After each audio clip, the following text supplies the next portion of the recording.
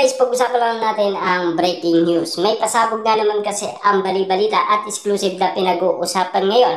Wow, Katniel! Lakas sa Big Boss! Abangan ang next pasabog comeback nila. Grabe nga naman kasi ang iniisip ng karamihan na ngayon naniniwala na sila na super lakas ni Daniel Padilla at Catherine Bernardo sa nasabing Big Boss. Alam niyo naman siguro, big star nga naman kasi sila, di ba? Lalong-lalo na malaki ang naiambag ni Daniel Padilla at Catherine Bernardo sa ABS-CBN hanggang ngayon. Kita niyo naman, Daniel Padilla kinikilala sa buong mundo bilang Andres Malvar sa kanyang teleserye na pinag-usapan dahil sa kagalingan ni Daniel Padilla bilang action star. Lahat kasi ay nagulat at nabigla sa pinakita ni Daniel Padilla. Kakaiba nga naman kasi na ngayon nagustuhan na ng karamihan ang pagiging action star ni Daniel Padilla, na inala ng karamihan mas bagay sa kanya ang action movie tulad daw ni Robin Padilla, Rostom Padilla at Romel Padilla. Ang angkan ng Padilla parang sinusundan na ni Daniel Padilla, na alam niyo naman siguro matagal na yan pinapangarap ni Daniel Padilla simula nakapasok siya bilang artista. Kaso nga lang, kailangan munang patunayan ni Daniel Padilla na meron talaga siyang ibubuga pagdating sa mga ganyang eksena, di ba? Kasi tulad na lamang ni Robin Padilla, nauna siya bilang kontrabida bago naging bida, di ba? Napatunayan naman ni Robin Padilla dahil napakagaling niya nga naman kasi gumanap bilang kontrabida. Sa lahat ng mga eksena ni Robin Padilla napanood natin, grabe, napakalupit niya. Noong nagsisimula kasi si Robin Padilla, parang si Daniel Padilla kung titignan natin.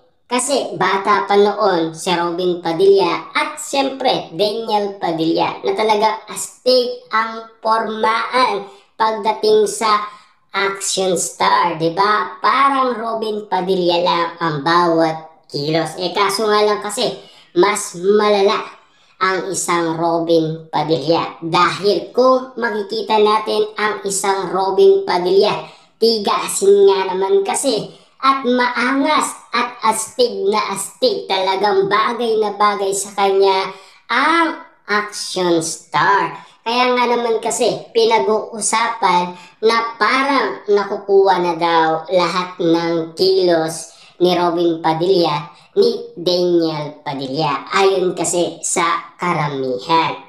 Siyempre yan kasi ang tinitignan ng karamihan, di ba? Yan kasi ang mga napapag-usapan dahil nakikita ang kagalingan ni Daniel Padilla sa pagiging action star niya bilang Andres Malvar. Kaya muling pinag-uusapan at lalong-lalo na nabubuksan pa ang mga unti-unting pangarap ni Daniel Padilla na maipagpatuloy ang nasabing nasimulan niya na. Kasi ang gusto niya maging action star, diba? Na alam niyo naman siguro, kahit nahihirapan ng isang Daniel Padilla, pilit pa rin siyang lumalaban. At kumakapit nga naman kasi sa paniniwala kina Ian at Richard. Kasi sila ang mga nauna at may malupitan din sa pagiging action star, diba? Grabe nga naman kasi ang ganitong sitwasyon para kay Daniel Padilla, na unti-unti na rin siya natututo. Lalo-lalo na kasi gamay na ni Daniel Padilla lahat ng mga bagay na nakuha niya kina Ian at Richard at sa iba pa, di ba? Kasi yan mga katangihan na yan, ngayon lang nila nakita. ngayon lang pinakita ni Daniel Padilla. Kesa doon sa sinasabi nilang dramatic at funny, yan kasi ang pilit nilang nakikita noon. Pero ngayon, kakaiba na ang pinapakita ni Daniel Padilla. Lalong-lalo na yung pagiging vlogger. Grabe nga naman kasi. Kung magiging vlogger daw si Daniel Padilla, bagay na bagay daw sa kanya kasi magaling daw magsalita. Pero ang iba, ayaw maniwala na magaling magsalita si Daniel Padilla. Hindi yon pinractice, di ba? Lalong-lalo na kasi pinakita ang lupit ni Daniel Padilla. At lalong-lalo na, gumaganda na ang boses ni Daniel Padilla. Marami ang nangyari, marami ang nagbago, lalong-lalo na sa kaugalian ni Daniel Padilla. Pero si Catherine Bernardo ngayon, unti-unti nang lumilitaw ang kanyang kaugalian, ang pagiging matigas ang ulo at lumalaban sa pamilyang Bernardo at kinakalimutan ang mga matatalik niyang kaibigan na tumulong sa kanya. Kaya nga naman kasi sinasabi nila nung pumunta si Catherine Bernardo sa Australia, kasi yun na lang ang tanging kaibigan daw ni Catherine Bernardo na pwede niya makausap at malapitan. Pero take note, kasi may update tayo patungkol dyan.